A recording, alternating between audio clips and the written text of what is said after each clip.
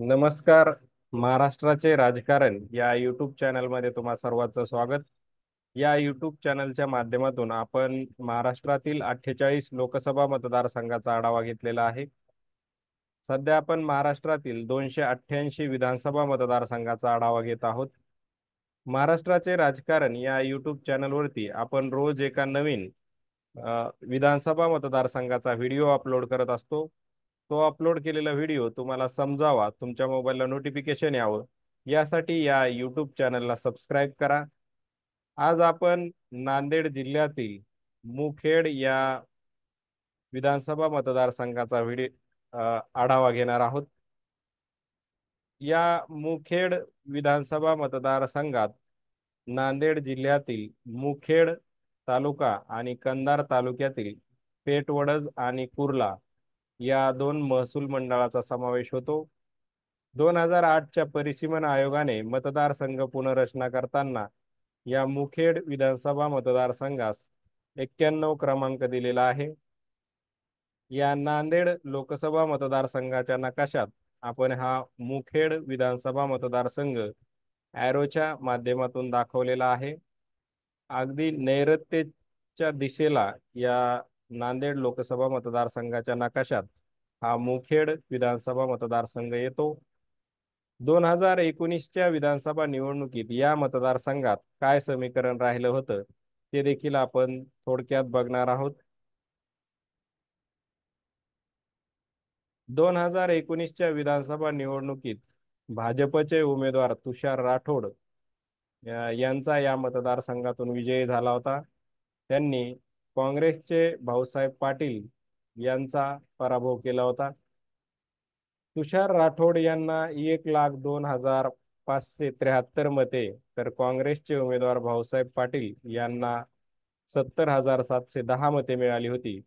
अशा प्रकारे 31,863 मताच्या मताधिक्याने या 2019च्या विधानसभा निवडणुकीत भाजपचे उमेदवार तुषार राठोड हे या मुखेड विधानसभा मतदारसंघातून विजयी झाले होते.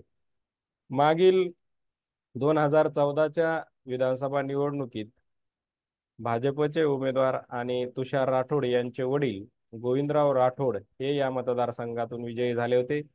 परंतु शपथविधीला मुंबईला जातानाच त्यांना हृदयविकाराचा झटका आल्या कारणाने त्यांचं निधन झालं आणि त्यानंतर झालेल्या पोटनिवडणुकीमध्ये त्यांचे पुत्र तुषार राठोड यांना सहानुभूतीच्या लाटेवर मोठा विजय या मतदारसंघातून मिळाला होता.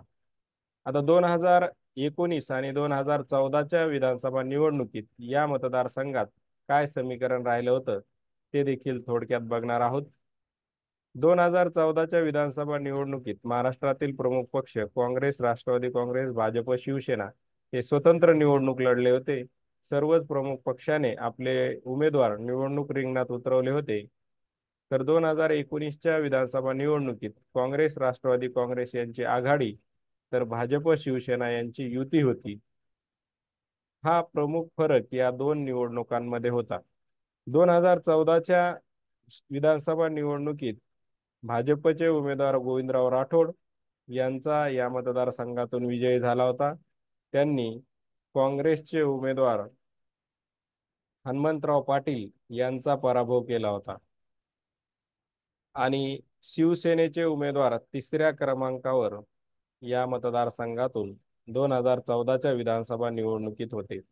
2019च्या विधानसभा निवडणुकीत महायुती आणि महाआघाडी, भाजप शिवसेना यांची युती असल्या कारणाने ही जागा युतीकडून भाजपला सोडण्यात आली होती आणि काँग्रेस, राष्ट्रवादी काँग्रेस यांची आघाडी असल्या कारणाने ही जागा आघाडीकडून काँग्रेसला सोडण्यात आली होती.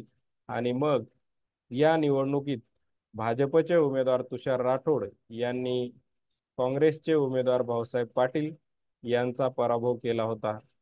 तर तिसऱ्या क्रमांकाची मते ही वंचित बहुजन आघाडीच्या उमेदवाराला मिळाली होती. आता येणाऱ्या ऑक्टोबरमध्ये 2024च्या होणाऱ्या विधानसभा निवडणुकीत महायुती आणि महाआघाडी कायम राहते की 2014 प्रमाणे सर्वच पक्ष स्वतंत्र निवडणूक लढतात यावरती देखील या मतदारसंघाचं गणित अवलंबून असणार आहे. तर थांबूया आज आपण येथे. धन्यवाद.